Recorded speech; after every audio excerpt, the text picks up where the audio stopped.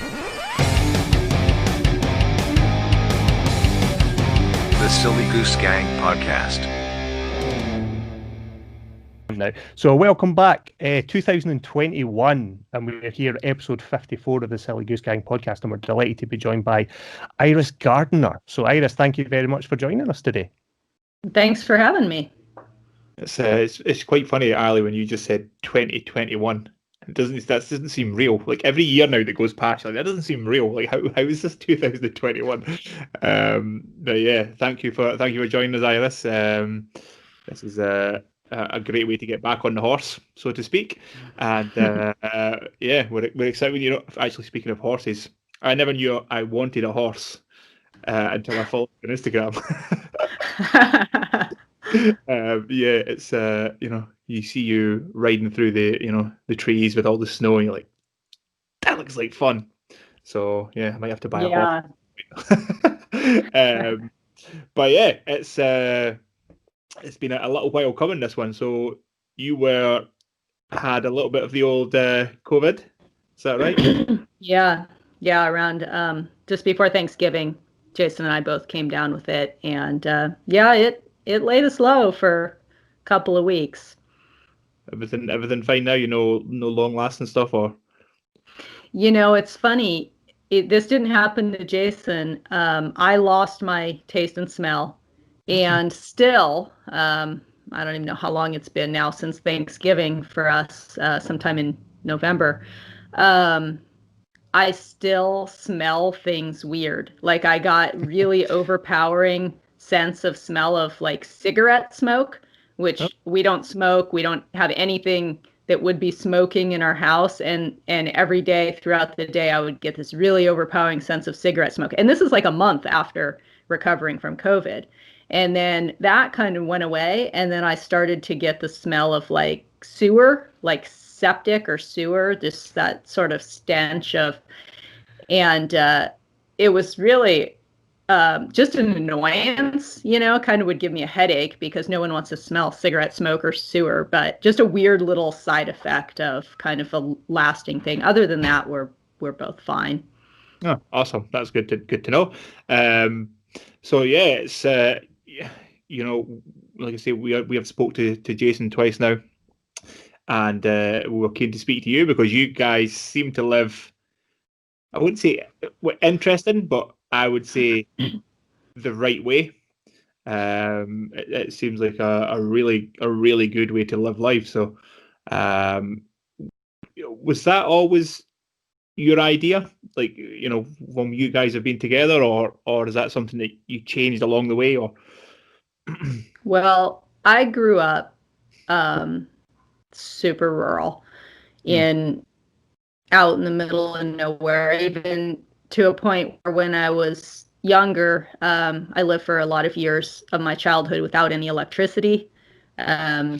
We had like the old kerosene lanterns where you light the wick and you have to carry them around from room to room with you.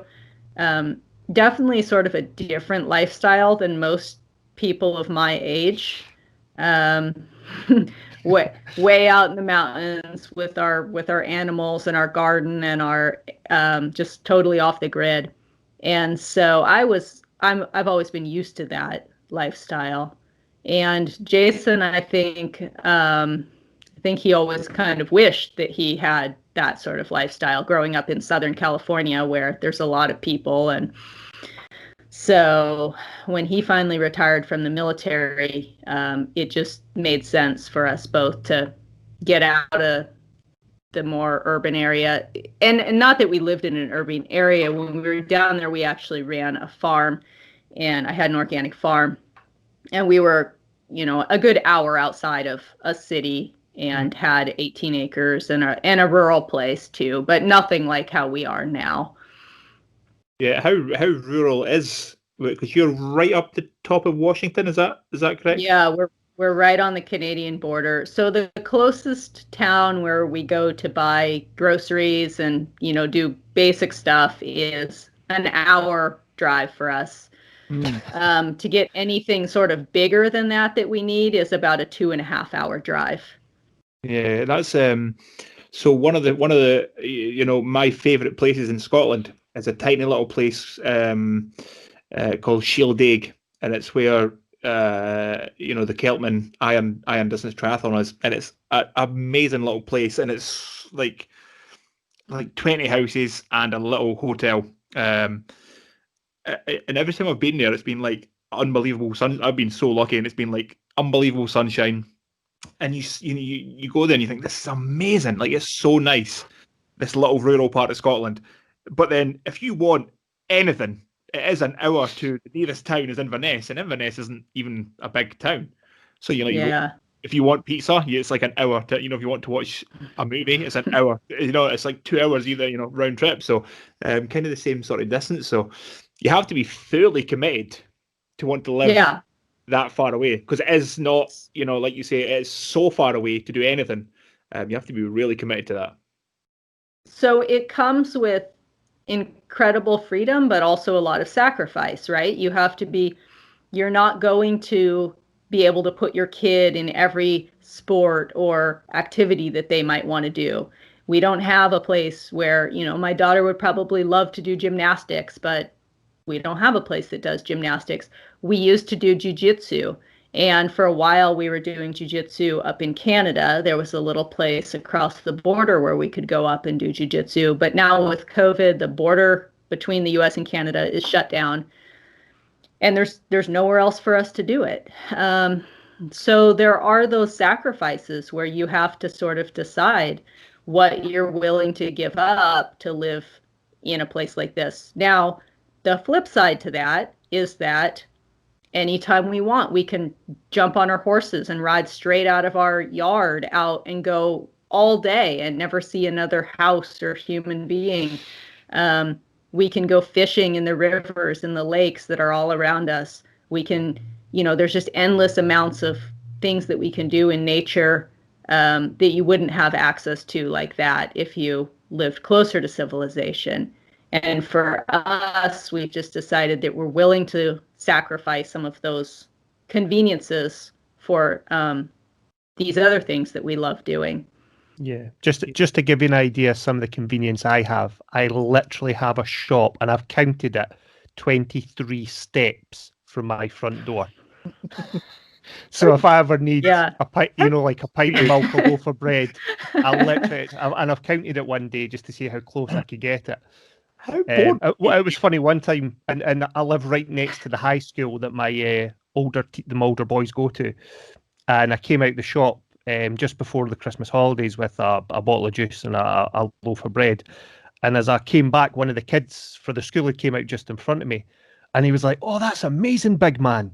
And I kind of turned round. I was like, you talking to me, pal? I was like, "That's amazing. You come out your house and you're straight into a shop, and then out the shop straight into your house.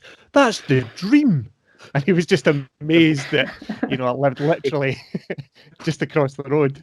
That kid's easily pleased. Indeed. Yeah, this guy. I love the idea of. I think you have to be at a certain place in life, because I love the idea of doing what you guys do, but I'm just not quite at that point in life where I think I could do that yet. I still like to. Not often, but I still like to go to the pub. Maybe watch a fight on the big screen in the pub and stuff like that. And obviously that's something that you cannot do. Out in the world. So I think it's someplace.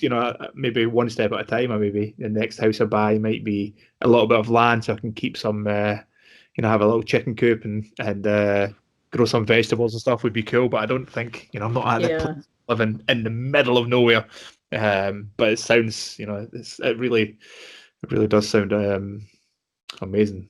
But you have to be. Well, it just isn't for everybody, too. Even people who think it sounds really good, they might get out here and realize that it just isn't. It isn't for them.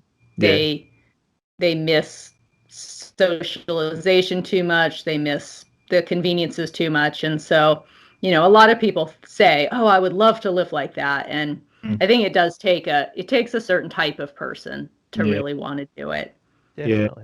I saw it on a much smaller scale. My wife's from Edinburgh, grew up in Edinburgh, born in Edinburgh, capital of Scotland, second largest city, And then when we got together, she moved to Fife, which is where I live and where Chris lives, in the kind of next village over, roughly. And she moved from like the city where there was like a pub on every corner, you know, every restaurant you could possibly imagine, to a village that had, you know, 4 pubs and a couple of shops. And she had a massive culture shock, even just going from the city to a small town of 6,500 people, maybe, from, you know, a city of 250,000 people. And she even struggled just with that culture change of moving from the city to a small village. See, on the other hand, I grew up in a tiny little village outside of Kinross that had 14 houses. So it was not, it was, you know, being not around anybody was normal to me. You know, I didn't have any friends after school. It was just like, Yeah. you know, I'd go dig holes because that's all, you know, that's all there was to do. So yeah, I grew up, you know, more like. I think it's common for kids who grow up in little places like that to really long to get away and get to the city and stuff. But at a certain point in life, you might grow to really appreciate that you had that in your childhood and wish that you could go back to something simpler like that. So actually, one of the things I wanted to ask, you know, where you are, Iris, is how close are you, or does the the Bigfoot 200, the like extreme trail race, that's round, it's northern Washington, but I don't know, does that go anywhere near you, or do you not know of it? Backfoot 200, is that what you called it? Bigfoot. Yeah, I'm not familiar with that. It goes right around like the extreme north and into the wilds. That's something that looks awesome. Yeah. But, you know, it's around about you. But so you said you train jiu-jitsu as well? Yeah, I'm certainly not claiming to be any expert at all, but we've dabbled in it. Yeah. It's me and Ali train. It's you know, such a great thing. But yeah, I think we spoke to Jason a little bit with jiu-jitsu, didn't we? Did we, Ali? We did indeed. Yeah. We did indeed, yeah. Yeah, It is one of the things that's been a little bit tough for us. I think that we definitely would be much more dedicated to jiu-jitsu, but all the places that we've lived, even when we lived in Southern California, we were an hour away from a jiu-jitsu place, and that gets to be a big commitment to go multiple times a week and dedicate yourself to it. And so it's always been hard for us to put a lot of time in it. I think if we were closer to somewhere where we could do it, we would definitely focus on it more. But yeah, if it's a 4-hour round trip to go train, get changed, and come home, it's a little bit. It's a massive commitment. That's a huge amount of your day. So, but yeah, have the kids shown any interest as yet in martial arts? Or yeah, so we actually initially put the kids in jiu-jitsu, and then we decided, since we were taking them up there anyways, that's when Jason and I both just started doing it after the kids class. Then we would just stay and do adult classes. So that ended up actually being, like driving an hour, staying for an hour's kids class, and then staying for an hour adults class. And then, it's such a time commitment that I would love to do more of it. But yeah, the kids loved it. They've done really well in it. It's such a great thing for kids, right? I wish all kids could get at least some exposure to it. Yeah. There were at our jiu-jitsu place in Southern California, I watched, over the time that I was there, I watched some kids in the kids class who came in and were really sort of had a super hard time, focusing, and were sort of all over the place and kind of creating problems. And just in several months of watching them change, it was really fascinating to see how just that structure and discipline and attention, like direct attention that they were getting from adults, made a huge difference for some of these kids who obviously their parents had put them in the class because they were probably having some behavior problems and struggling at school a little bit and stuff. Yeah, I wish I don't have any kids, but I wish more kids would do not just jiu-jitsu, any martial art, any combat sport, where there has to be a structure and there has to be a way to do things. And respected everything. I wish more people, I wish more adults would do it. To be fair, Yeah. I wish, anything that So it's less assholes is always going to be a good thing. yeah, and as a woman, I think the thing that I liked about it the very most is the sort of desensitizing to getting pummeled. I think for a lot of women, if they get grabbed on the street or something, their first instinct is just going to be to freeze. They don't know what to do. They're just going to freeze up. Panic is just going to overtake them, and they're not going to be able to defend themselves. But when you get conditioned to having some 200-pound guy wrenching you around and throwing you on the ground and smashing you, all of a sudden you can have that happen and be calm in that situation and think, you're just thinking like, where is that little chink that I can get in there and move his arm a little bit or move his leg off me a little bit. And you realize that even though you feel completely overpowered, you're not. You actually still can keep fighting, even if you don't know jiu-jitsu very well, even if you don't have any particular skills. Just that getting conditioned to realize that you don't give up, you don't quit fighting just because you feel overpowered. That was really eye-opening to me, and I think my life will forever be changed from having that realization that if someone were ever to try to overpower me, I will never hit a point where I will actually believe that I'm overpowered because of jiu-jitsu training. It's I think if everybody did, the absolute, as you're saying, the absolute basics of just understanding, where to hold a wrist to, free yourself up, or, just a hip position of, I can't be controlled from really, how to get out if somebody's trying to choke you. Just get your shoulders to your back on to the ground. I think like the most basic things, would benefit absolutely everybody. Yeah, and definitely even for me, like I rolled a lot with Jason, with my husband, and he's a Navy SEAL, right? Tough guy. He doesn't have a huge build, but this is somebody who is respected as being a pretty strong person. And even with the very basic training, when we rolled together, we would not take it easy on each other, because there's something with a husband and wife, you feel like you could go a little harder maybe than you would with somebody else. And how empowering it was for me to realize that I could actually hold my own and even overpower him at least like 50% of the time. There wasn't a clear distinction between the two of us in who actually could get the upper hand at any given time that we rolled. Yeah. And that's really empowering as a female to, granted, if at any point, if I was to go against some huge person, they could just smother me just basically with their weight. But someone else who is unskilled in a martial art, if they tried something with me, I have much more confidence now in myself to actually be able to fight them off. Definitely. It's funny you say about husband and wife training like that, because Chris knows my oldest son Aaron trains with us and has trained with us for kind of 3 years now, and he's just about to turn 18, so he's been training since he was like 14, 15, and he doesn't go hard with anyone except for me. It's the opportunity to choke dad and armbar dad and elbow dad. I accidentally elbow dad in the face. But when he rolls with like Chris and John and some of the other guys that we train with, he's hesitant, isn't he, Chris? He's very hesitant and kind of almost passive.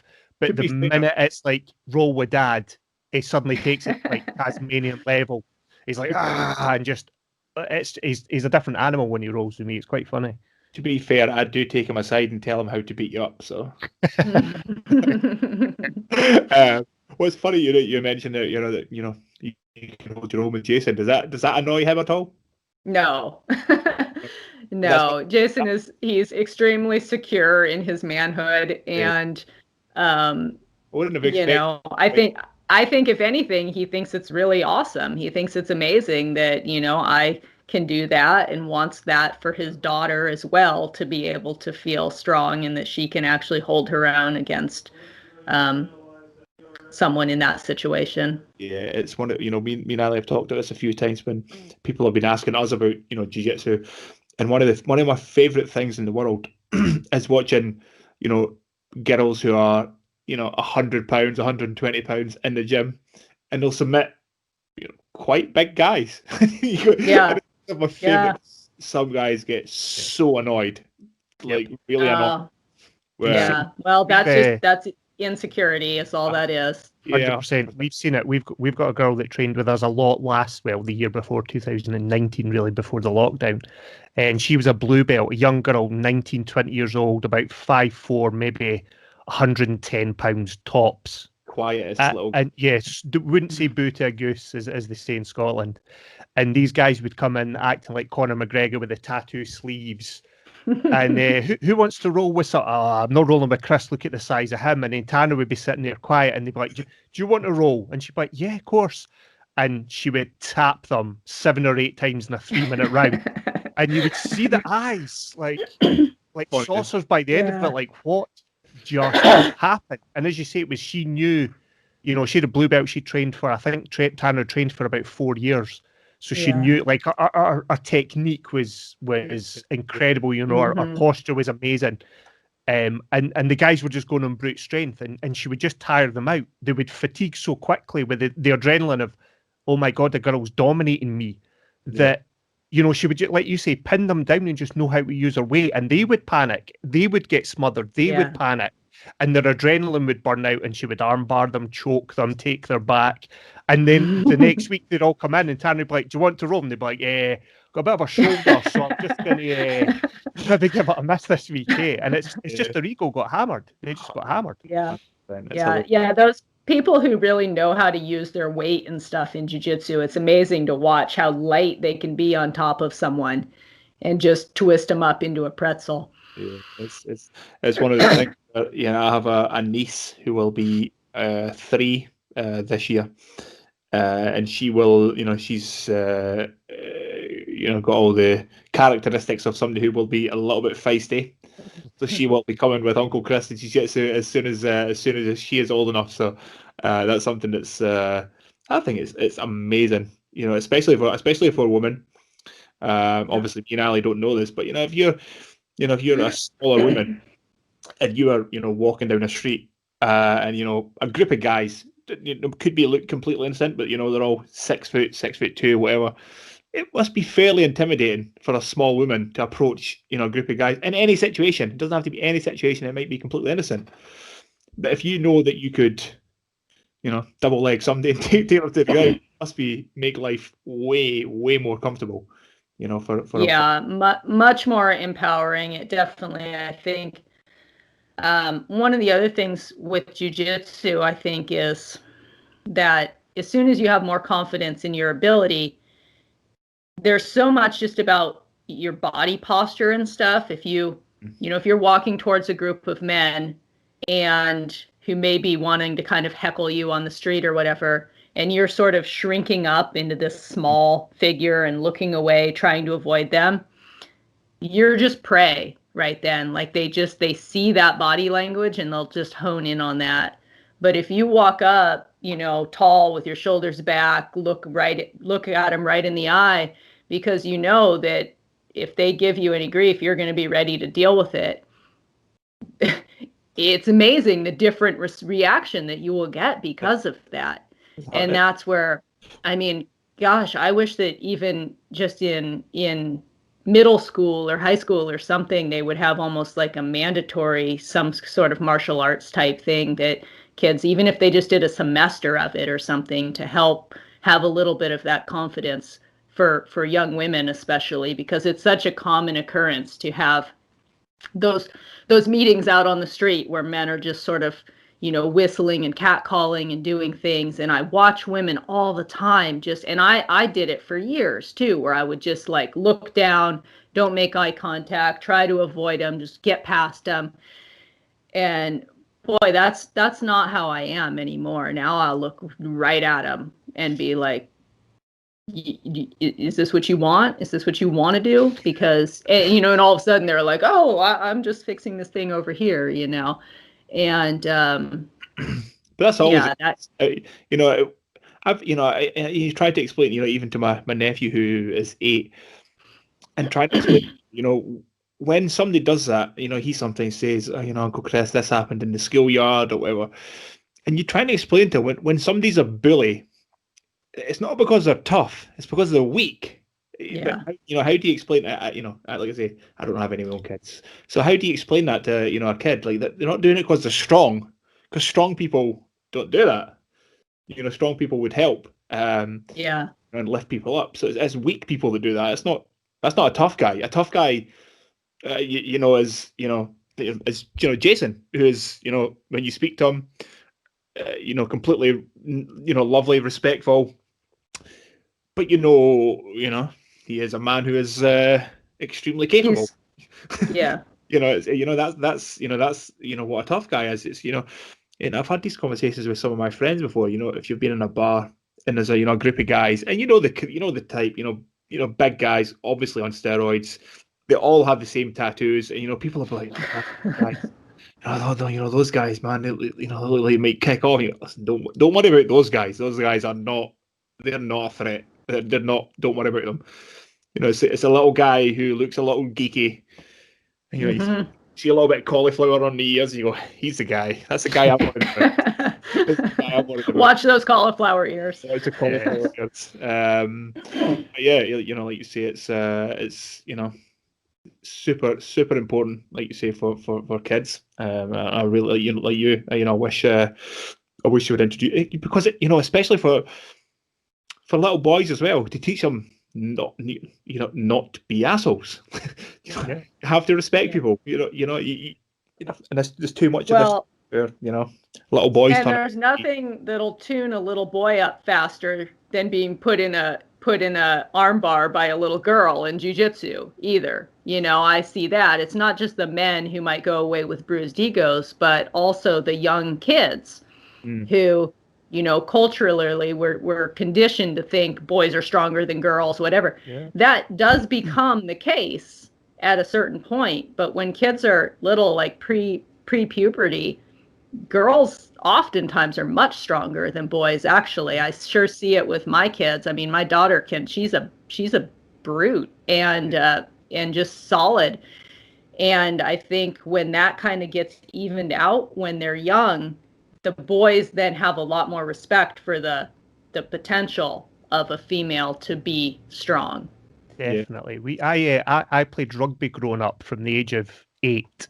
And we had a girl in our rugby team, and she was the toughest little tackler in our squad. She used to play scrum half, and she competed right the way up, as you say, until kind of under 14 level, when, as you say, puberty kicked in, and then suddenly all the guys ended up 6 foot and 13 and a half stone, and she stayed 5'2" and 9 stone. And at that point, it became, she kind of gave it up because she got a really bad head injury at one point. But up until that point, as you say, she and it used to be that guys on the opposition teams who, they've got a girl, run at the girl, she'll be the easy one. And then they very quickly realised that she was an absolute steel trap of a tackler. And but as you say, from growing up, even as an 8-9-year-old kid, I was like, actually, she's a tough wee cookie. You know what I mean? And looking back, you maybe didn't appreciate it. That's what you were thinking as a young guy, but it definitely has an impact. Definitely has an impact on people in the long run. What's cool as well is we had this conversation with Ness Knight. So Ness Knight is a South African explorer, adventurer, and she's done some unbelievable things. And me and Ali were saying this to her. There was a time where you would probably, certainly, I think we would both have done it, where you would say, she's quite good for a girl.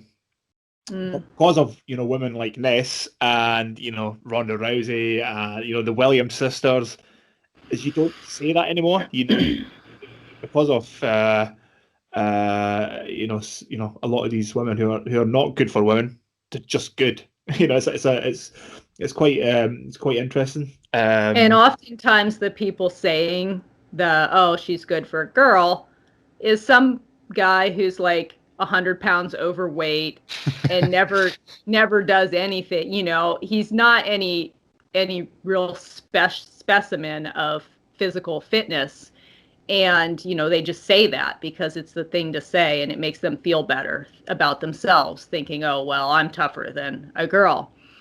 Have you guys watched, I don't know if you get it over in Scotland, but there's a show that we have here in the US called Alone. Yes. And it's on the History Channel. Have you watched that?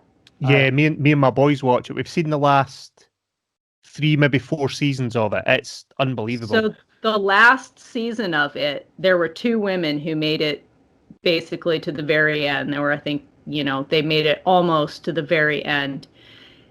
And they were not any physical athletes or anything. They were very just ordinary women. And they, I guarantee you, would put 95% of men to shame, as they showed on that show, that they beat out everybody else. And it's not always about physical strength too, is the thing. I mean, the one thing that women are, I think, always have a leg up on is, and they excel in the endurance running, I think, a lot because of that, but they have this real capacity for endurance. And I don't know if that stems from, you know, bearing children, from going through pregnancy and childbirth and all of that, but women have this incredible ability for endurance. And boy, you know, that I was just I wasn't amazed, because I already know it in myself. I know that women are capable of that stuff. But when you see it play out in women who go, hey, I can do this, and then they do this incredibly hard thing, and it's like, we're all capable of that. We're all capable of that. We've all just been told forever that we're weak. You know, from the time you're a little girl, it's instilled in you that you're weak. And I'm really grateful that we're sort of having a dialogue, at least, you know, in the US, more and more now, about how that isn't necessarily true. And yes, men will always overall be physically stronger than women, but boy, there's some women who, if they want to, if they put in the time and the work, even physically strong. But I mean, what is physical strength? Is physical strength not also mental strength? Is physical strength not also endurance? It's not just how much weight you can lift. Yeah. Physical strength, I think, is your strength. It is just your strength. And that may be from how strong you are mentally. It may be how long you can endure something. I mean, you know, if you want to talk about endurance and mental strength, I mean, Courtney Dauwalter, you know, in America is, you know, possibly the best endurance runner on the planet just now. She won the Moab 240 by a marathon. You know, she beat the second place person, and she beat him by 26 miles in 10 hours. And going, that's hilarious. You know, that's so far. Is she the one that was also, I don't track these guys very close, but it may have been her, it may have been a different endurance runner that I was just reading about, but she was like stopping at the health check-ins to nurse her baby along the way. Now I believe that was a spine race over here. And I believe that woman she was fairly local to me and Ali. And you know, I'd love to, I can't remember her name. I would love to speak to her. I believe the spine race, if it's the same woman we're talking about, the spine race is 268 miles right up the Pennine Way from England, Northern England into Scotland. And it is savagely brutal, you know, February time, maybe March, you know, so you get, you know, snow, you know, 4 seasons. And I believe she was breastfeeding. She was. I've just Googled it in the background, doing a young Jamie like Joe Rogan here. She expressed milk for her 1-year-old daughter at every checkpoint, and she broke the course record by more than 12 hours. Yeah. That's insane. Like, that doesn't make sense. 268 miles it was. Yeah. Spine race, I thought it was that one. And she's local to us. She says she's from Midlothian, so just across the water. Yeah, I'd love to speak to that. I mean, that is. It's amazing. I mean, it's amazing. But the reason that we say it's amazing is because we have been taught that that's not what women can do. Yeah.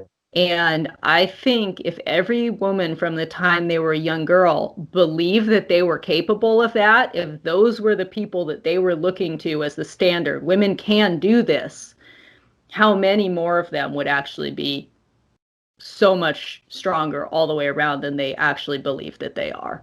Yeah, I mean, we're talking about, tough women.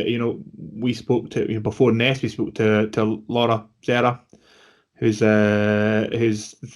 probably the toughest human being that we've become friends now, and she is the craziest person, and in the best possible way. She just she was telling me what footwear she was wearing when she was in the mountains in Montana, and I'm like, what the fuck? Why? Why are you doing that? Just like, I don't know. It's just, it's just, So there is, women out there who are, not equal, but superior. Yeah. So there are also women who just don't want to do any of that kind of stuff, right? There are plenty of women who just want to be at home. Isn't that what makes life interesting? That it is. It's completely. And so I'm always careful, like, to not just be like, oh, all women should be like super strong and powerful.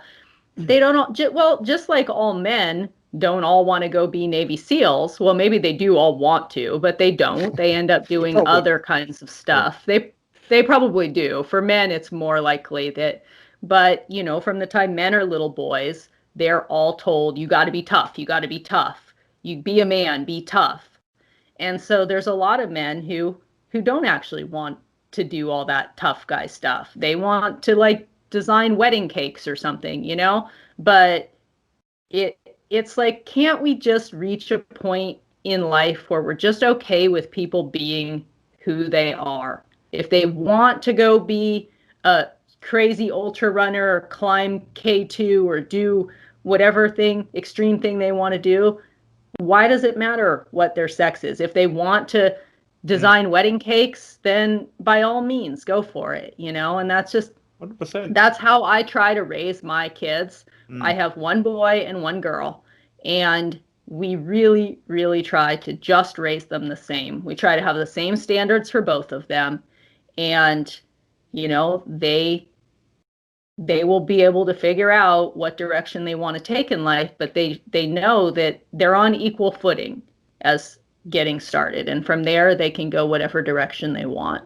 It's interesting because I am 36 now, and single, never married, no kids, and I have so many family members they always say, what, you're not going to get married or settle down, have kids anytime soon, and you go, yeah, but not everybody has to do that.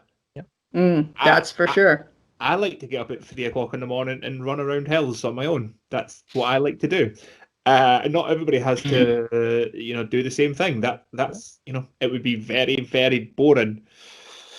If and I think women get even more pressure than men on that. That you're a woman, you should be a mother, right? Yeah. Like that's what you should do. And the fact of the matter is, not all women want to be mothers. Not all women are good mothers. And there's a lot of women who probably never should have become a mother. Yeah. The same with fathers. But I think being okay with just saying motherhood is this amazing. I always say that motherhood it's a superpower. Being able to create and produce a child, that is a superpower that women have. But you don't have to use that superpower. You have it, but you don't have to use it. And then there are women who, are infertile and can't have children, and this stigma of like every woman has to just be a mother. And, your life is your life. Our lives are short. And in a way, we have this thing about being selfish. Don't be selfish. You should have kids. You're just being selfish if you're living your life for yourself. And I get that to an extent. Like, you don't want to be a selfish person, but boy, you can not have kids and you can still go out and do tremendous things and help other people and do like you're not inherently a selfish person just because you choose not to have kids. So yeah, what you're saying, Chris, like it's just not for everybody. And maybe, you know what, you're in your 30s, maybe in 10 years. I mean, Jason's 50 now and he has an 8 and a 7-year-old. He had one son early on, but then he had the kids that we have together when he was older. And maybe in 10 years you will decide that you do want a family and you'll have kids, but you don't have to box yourself into that. I've not decided one way or another. It's you know, it's one of those things where if it happens, awesome. If it doesn't happen, awesome. Yeah. It makes no difference. You know, ultimately, this is the one thing that nobody ever asks. You know, when you're talking about any of these subjects, and nobody ever asks, you know, the question of, are you happy? Yeah. But, you know, so that, you know, you could talk about all these things about, you know, you could have 5 kids or you could have no kids, whatever the situation is, and nobody ever says, yeah, but are you happy? So one thing that parents can never really do is they can never admit that they might have been happier without kids. Once you become a parent, that's something that you can't say that, right? Because it would hurt your children. It would make people judge you. But I think that the reality is that there probably are a lot of people like that. Being a parent is really hard. It's hard. It's probably the hardest thing most of us will ever do if we actually give a damn about it and want to do a good job at it. Totally. And then I take, you know, I have 2 healthy, perfectly fine, normal kids. And then I look at people whose kids have like autism or something and try to imagine what that battle has got to be like. And, you know, you never know until you go ahead and jump in and with both feet and decide to have kids, how it's going to turn out. And so, yeah, you're right. If you're happy, if you think that you're more happy not having kids than having kids, for some people, it's all that they live for. They just want to have kids. They want to have kids. I was on the fence about it for a long time myself. I wasn't sure that I ever wanted to have kids. Jason did want to have kids. And, you know, eventually I came around to that of like, yeah, let's do this. But I wasn't the kind of person who was, and I'm also the kind of person who I want to raise my kids up. I want them to be confident, competent, independent people. And once they're adults, I want them to go out in the world and live their lives and fulfill whatever they want to do. And I'm not going to be like micromanaging their life because I don't need to be, I will always be their mother, but I don't need to be there mothering them forever. Totally. And so, you know, for me, kids is just a phase in my life. I'm fully committed to it. While they're little, I'm 100% dedicated to it. But I'm also prepared to step back and give them room to be humans of their own accord once they're old enough to do that. Yeah, it's a challenge, isn't it? Because I the opposite to Chris. I had Aaron, my oldest, when I was 24 and a half, which I felt old, bizarrely, at 24 and a half, because I had 2 best friends that had kids when they were, and my sister as well. My sister had her first kid when she was 17. And I had friends that had kids at 16. So at 24, I kind of almost felt old, bizarrely. I know that sounds crazy saying that, but because I had friends by that point that had 8-year-old kids, and I had a newborn, I was like, man, I'm way behind the curve here. And then obviously as the kids have got older, but I think one of the challenges is, like you were saying there, Iris, it's balancing the support whilst giving them the confidence to test that support, if that makes sense. Push the boundaries within reason so that they can become their own person, and also giving them the space to make mistakes that you can see coming, assuming it's not going to be anything life-threatening or they're not going to lose an arm or it. But you know, when you know, like, and I'm not going to, because in case he does listen to it, but one of my sons is obsessed with his first girlfriend. They're 16 years old. They're in love. And he's ignored all his friends for the last 8 months. He just doesn't speak to them anymore. And as a 42-year-old adult, I'm like, that's a mistake. Because eventually you're 16 years old. You're hashtag spoiler alert, Logan. you're going to break up with Amy. I'm just going to put it out there on the internet just so when they see it in a year's time. It's going to happen. They're going to split up, and then he won't have seen and been as friendly with his group of good friends for the best part of a year. And by this point, they're going to have finished high school, because Logan finishes high school in the summer. That's high school done. And as we all know, when you leave high school, even that close social group that you've had all the way through high school, as much as you think it's going to stick together, like, you know, like, we're the T-Birds, we're the Pink Ladies, let's all stick together. It never ever happens like that. And I worry about it, because I'm like, I don't want Logan to then be whatever age he is when it inevitably happens that he splits up with Amy, and then have to almost rebuild his friendship or find new friends from a position of zero. And it's difficult, but I know when I was 17, I'm sure Chris is the same, I'm sure you were the same, Iris, you know, you have boyfriends and girlfriends in your teens where it's the love of your life, it's going to last forever. It's all, maybe Chris didn't, it's all sunshine and roses. And it's sometimes hard as a parent to go, don't do that, you're going to really, I know it's great just now, and I get it, but in a few months' time, and it's so tough. It is tough at times. And I've found it tougher as the kids have got older and gone into the teenage years, those kind of challenges. When they're little, it's easier to kind of keep them from doing anything that could hurt them as such, you know. But when they're making their own adult choices and life choices, you're like, man, that's a bad choice. But I made that same choice when I was 17, so I have to make it. Make the mistake. Yeah, you know what's funny is everything you've said there, and none of that happened to me, because I've been one of those people who was a really late bloomer in everything. This is why I'm not worried about, you know, kids or marriage or anything, because I was one of those people who I didn't understand anything until I was, you know, way older. You know, really wasn't confident until I started boxing, you know, when I was 24. And yeah, everything that I do, I generally, it's late in life. Like I'm always like way behind everybody.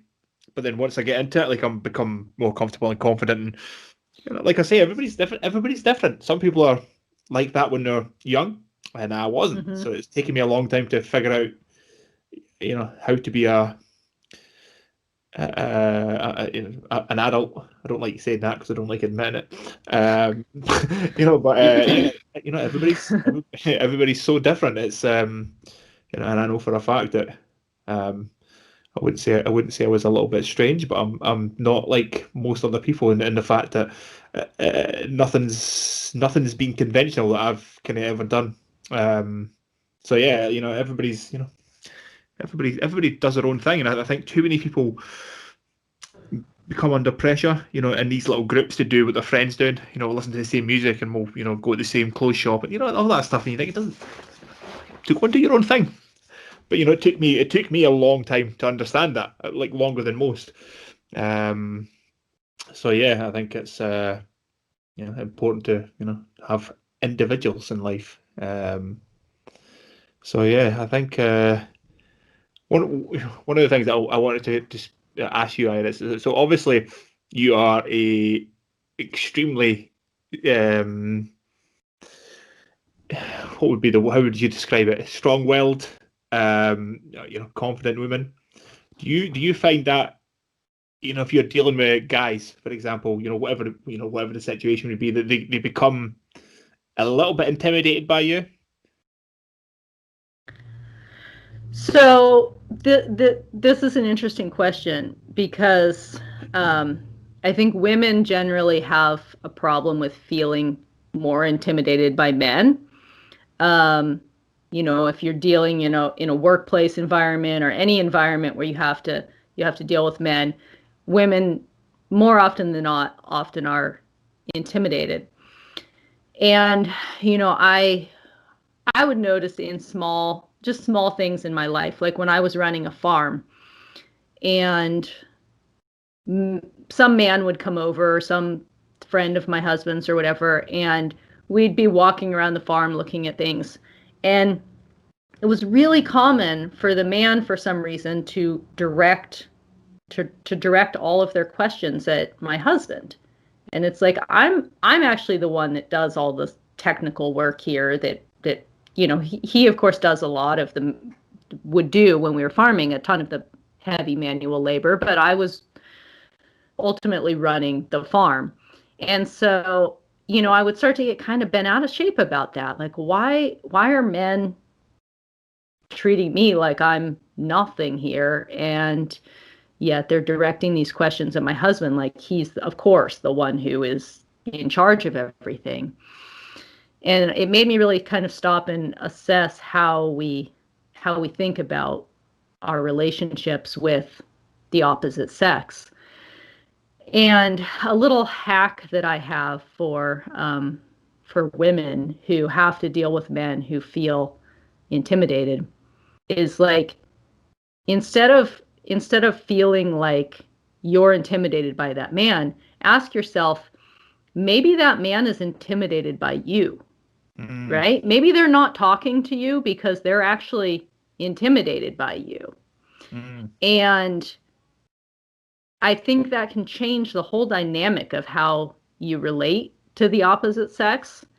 And it also makes me, for myself, when I use it, it makes me more confident in dealing with men. If I go into a situation where I have to have a conversation with somebody, this, big, intimidating looking guy that I might kind of, naturally shrink away from, I just walk into it and go, well, he's probably going to be intimidated by me. So let me, reach out and talk directly and, take charge of the situation or whatever to make him feel better. And it's just this funny little thing in your head that you can tweak a little bit that can make you, now men also, they may subconsciously know, but they may not actually realize that they may be intimidating to women, and they could just adjust their behaviors a little bit in talking to women to make a conversation with somebody go a lot easier. So I think as long as everybody kind of has that in their head that, well, I might actually be intimidating to this person, and then you adjust your behavior accordingly, you can be more confident. You can also have better communication with somebody based on that. I think that is really important. Again, like I was kind of saying off camera, I think it was off camera, Iris, but about the fact that I'm a trainer, and I get people it's their first day in a brand new job, so people are very, very nervous, understandably, first day in a new job. And a vast bulk of my job involves public speaking, standing in front of a group and talking to them. And people always say to me, do you not get really nervous with a new group, or do you not get nervous talking to them?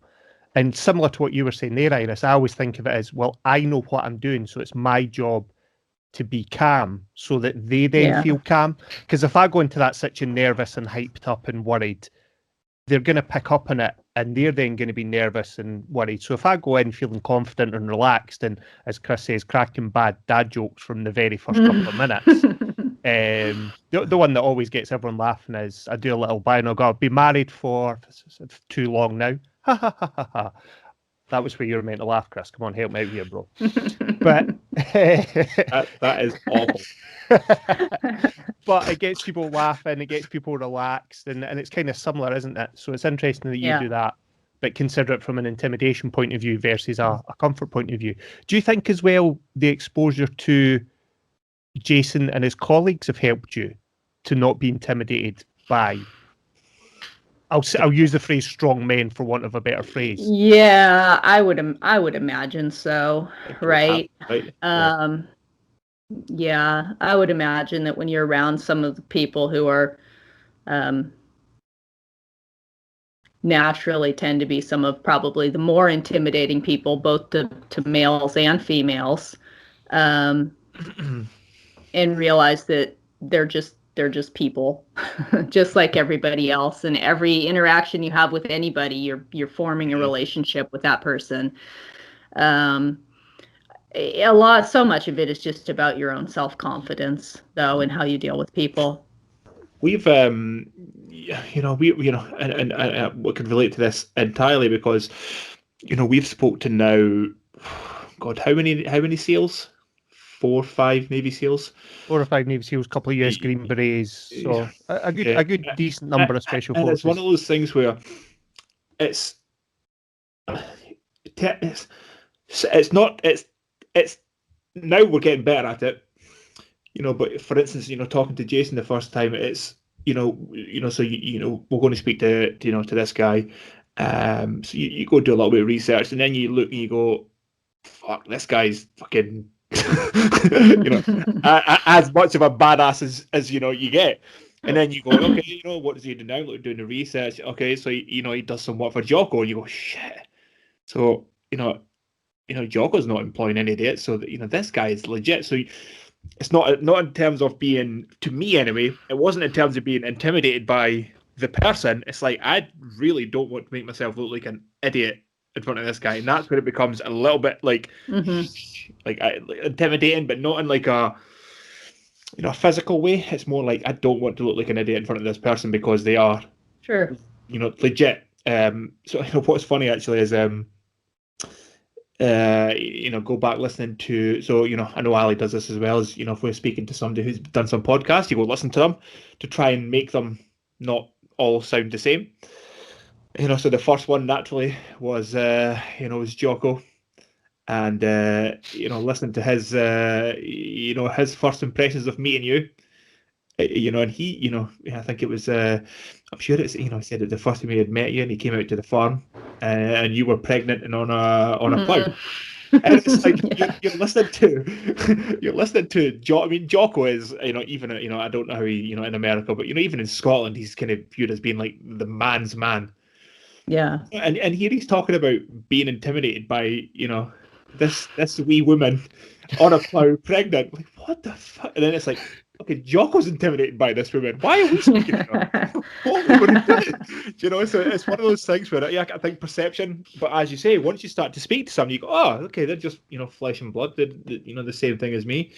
And you kind of get poo, but, that's, when you listen to these people, Jocko, for example, that example is, the one that sticks in mind. You go, Jesus Christ, he was intimidated. Oh my God!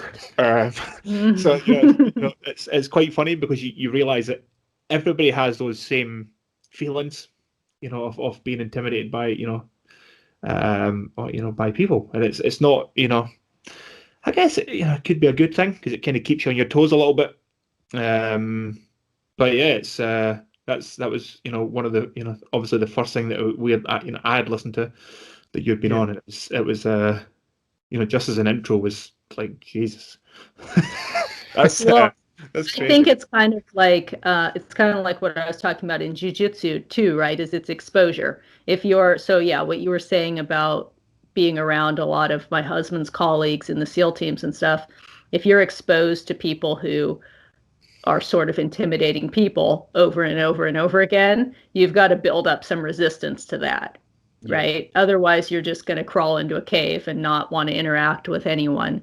So, the more we push ourselves to be around people who maybe make us a little bit nervous or uncomfortable, and again, for me, that thing where I just have in my head the little mental note of like, stand up straight, look them in the eye, they might be intimidated by you. Yeah. That little thing in your head, instead of feeling intimidated, you take ownership of the situation by saying that. So for me, it's not like I say, it's not a physical thing. So I'm fairly big.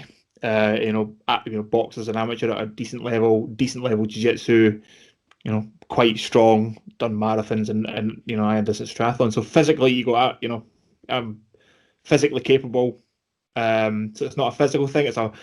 To me, it's like, I don't want to look like an idiot in front of.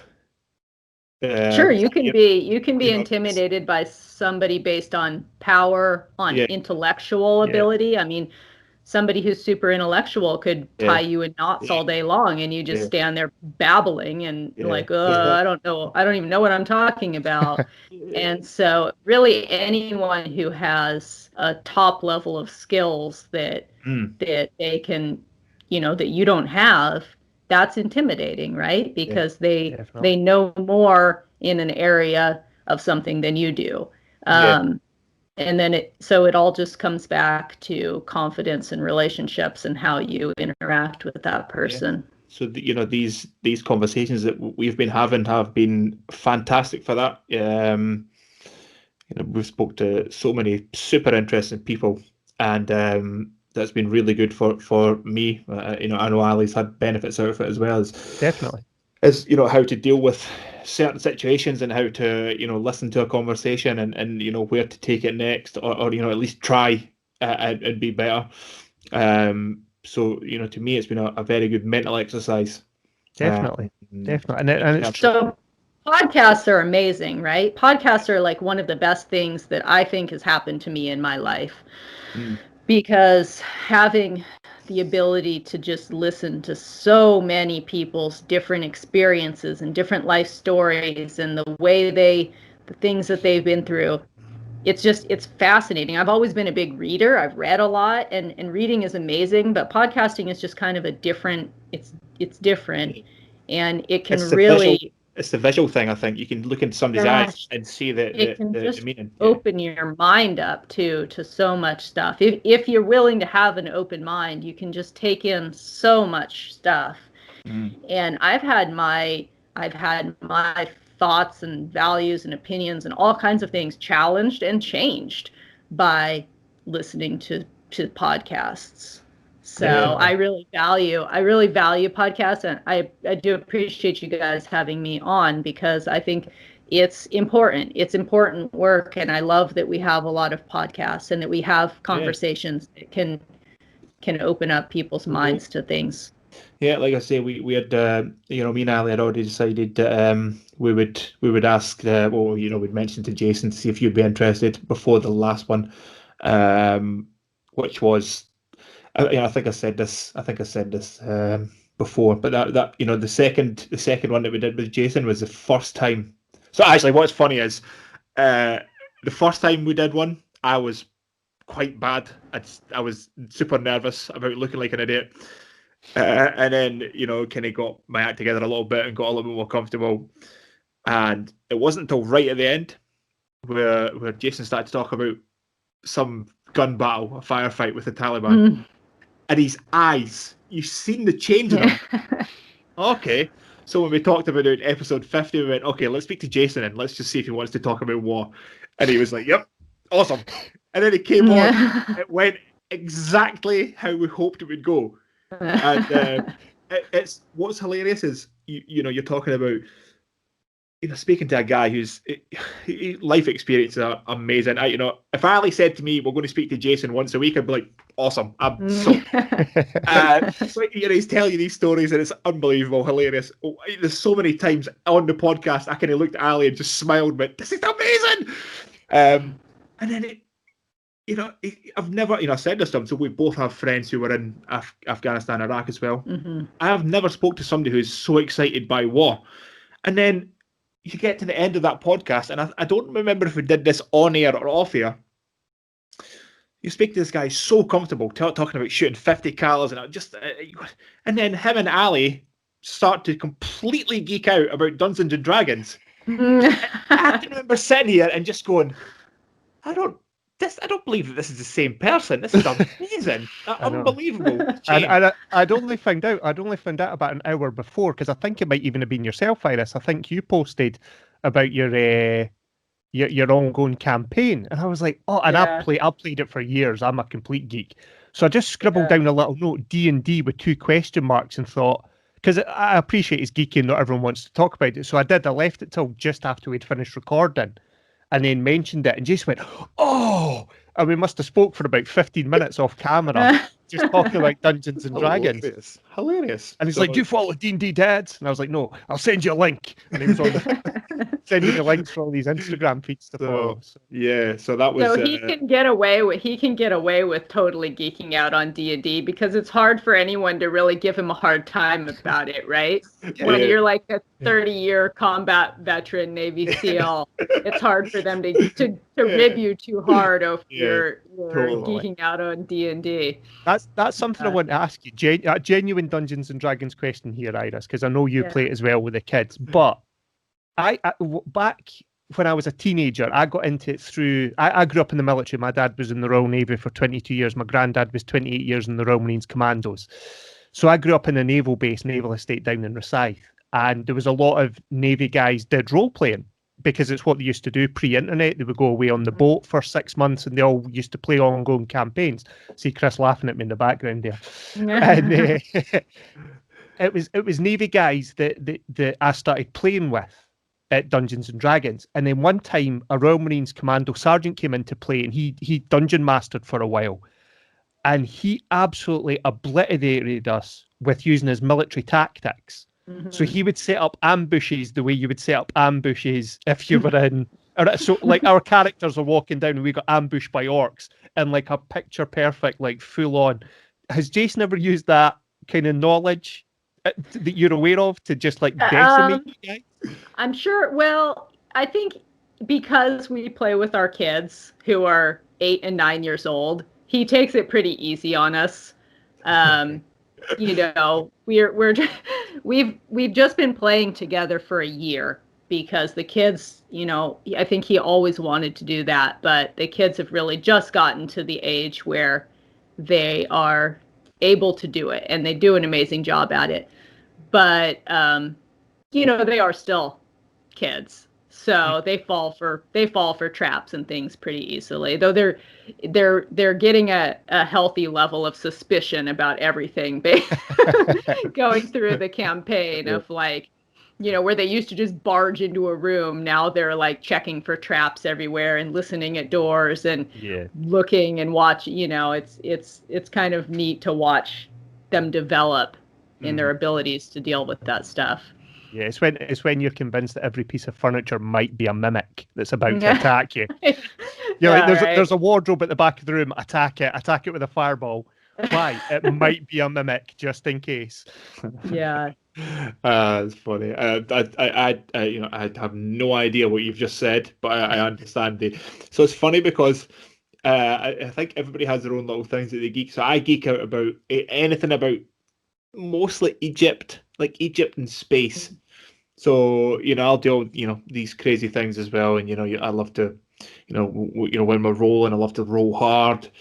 You know, I like to jump in cold locks and all this, you know, you kind of things where you feel manly. And then they'll come home and there'll be something on about space. And it's like, oh, I can't wait to watch this thing about space. It's the same thing, but just a different thing that I'm watching. It's the same thing. You know, you think you're being a tough guy, and it's like, oh, there's something on. Neil deGrasse Tyson's talking about space. I need to watch that. It's the same thing. But, you know, I'll tell you that the thing with Dungeons and Dragons, which I didn't grow up playing it. I actually had almost no exposure to it until Jason got us started playing with the kids. You know, I grew up in the 80s and I knew about it, but I was never around anyone who played. So, but I did grow up reading The Lord of the Rings and stuff, and was completely loved that. And so, but what I didn't realize until we started playing is what a amazing game it is for just learning all kinds of stuff, right? And my favorite part about it is, you know, normally when you play a board game, each person is trying to win. But in Dungeons and Dragons, you're a team. You're a team. You have to be a team. If you're not looking out for everybody else, you're all going to die. Yep. And I think that's such a powerful thing to practice with kids all the time. It's for teamwork. It's amazing. Definitely. What character are you playing at the moment then, Iris? I am a ranger, half elf ranger. Nice. That's what I tend to play. I play a lot of half elf rangers. Yeah. I mean, I could Chris is over there tuning out. I'll let you guys talk. You could just bring Jason in and you guys can just talk, and I'll just go do something else. But yeah, it's I think, you know, with a lot of these things, one of the things that I get quite addicted to things. If I really like something, I get addicted to it quite easily. So I think I've avoided a lot of those things in life just because I could quite easily lose 4 days of my life in a row. There's only so much time you have for things. Yeah, and I haven't. I was talking to who was talking to this about recently. So I think it's because it just finished, was the only TV series I've ever watched in my entire life was Vikings. its own. And you know, people talk to me about, you know, all these box sets that I've watched. I haven't seen it. Not interested. You know, over here there's certain things. You know, people talk. You know, all these. And I haven't seen it. And one of the reasons is, you know, like when I started to watch, I don't know, have you ever watched Vikings, Iris? Yeah, I watched the first couple seasons of it. Oh my god! And I watched, it's something, you know, I started to watch it like a year ago, once it was already kind of old, and I ended up watching the entire first series one night. Like I just stayed up through the night to watch it because I ended up getting addicted to things. Like I'm just going to keep watching it. You know, you have to go to sleep at some point, but you know, I kind of get like that with things. So you know, probably I've avoided these things on purpose, subconsciously avoided them, but yeah, that's those TV series. They can be dangerous. They can really suck you in, and boy, they can burn up a lot of time. So I have things to do. You know, if Dungeons and Dragons is good enough for the Gardeners, maybe I'll have to look. Well, I mean, for anyone with a family, like it's such a anytime you're all doing something together as a family where everyone's laughing and having a good time together, like that, it's a win there. Yeah. So I do have to caveat, just for anyone listening, Logan does not play it. He refuses. Really? He thinks it's too nerdy because Dad plays it. Did you tell him that you know a Navy SEAL who plays it? I actually did. Actually, genuinely, after coming off, because I was in the process, again, this is me going to sound a bit geeky, but I was in the process of writing up a new campaign for us to start at some point this year. So I've been writing it in the background for the last couple of months. And I had Logan's like, "Oh, you're done. Oh my God, Dad, you're so embarrassing. Do you know how geeky that is?" And I was like, "Hey, Jason Gardner plays it." And he was like, "The Navy SEAL guy." And I was like, "Yeah." He was like, "The one with the double bass drum like a Slayer song." And I was like, that exact same dude. And he's like, "Oh, still not playing it." Yeah. It's like 17-year-old lad. He's just no interest in it. He thinks it's far too geeky. But well, you can't win them all, eh? No. We've taken up a lot of your time, Iris. We're like way in. So I will stop ourselves because we'll end up just talking all night nonsense. This is what happens. Is it takes a little while to get comfortable, and then once you start getting comfortable, it just rolls and it rolls and it rolls.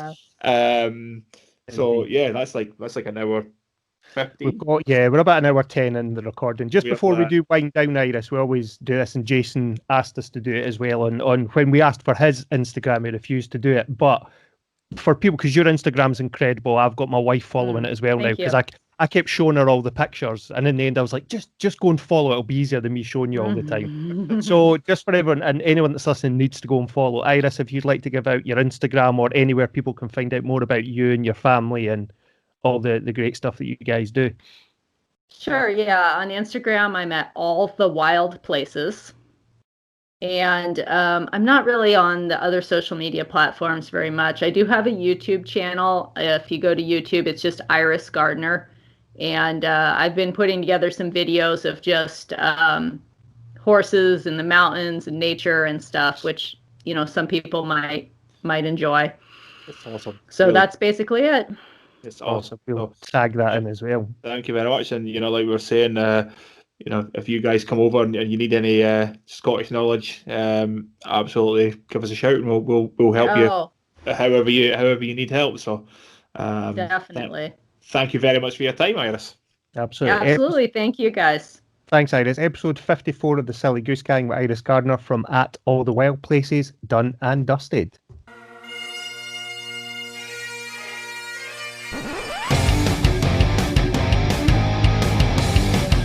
The Silly Goose Gang Podcast.